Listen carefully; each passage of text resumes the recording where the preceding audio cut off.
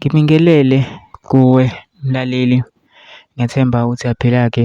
Mina ngizocela kuwe-ke laphana-ke ukuthi-ke uma ngabe usamusha-ke kulona-ke leli khasi-ke leli-ke wenze okulungile-ke laphana-ke ungixhase-ke ucindezele-ke ibhathini usubscribe nje akubizi imali, kumahhala nje khishwa nesenti-ke elimnyama-ke leli-ke kwenza ukwazi phela ukuthi-ke uqhubeke uthole-ke nezinye-ke iy'ndaba-ke ezintsha-ke nje engizobe ngiy'faka-ke kulona-ke leli khasi-ke leli-ke kusukela-ke manje-ke ukuze ngaphuthi lezi ndawo zami manje ungakucindezela-ke ibhathini subscribe njengamanje-ke udaba kulethele lona-ke namhlanje i-MK-ke sikhiphe-ke isimemezelo-ke laphana-ke ngokuzokwenzeka-ke kusasa-ke laphana-ke eMoses Mabhida-ke bakufundela-ke le ncwadi ekhishwe i-MK-ke ngikufundela-ke ithi Media Alert, Umkhonto weSizwe Party Press Conference on the 1st Anniversary Programme.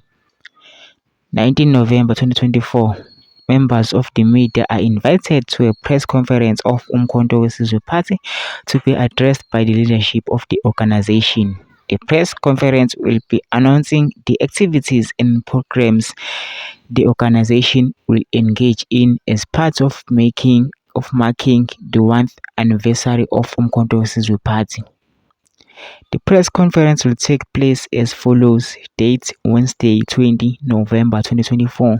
Venue Moses Mabhida, Durban, eThekwini Metro. Time 12 o'clock emini. Media attendance. Journalists interested in attending must RSVP by the 19 November 2024 at 1800. Accreditation details and venue specifics will be provided upon confirmation of attendance. Inquiries Tlamulo Ndlela, Head, Media and Communications. Sipho Taira, Manager, Media and Communications. Parliament Contacts Mobile.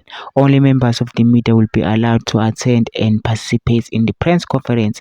The press conference will be live streamed on all official platforms of Umkhonto weSizwe-ke.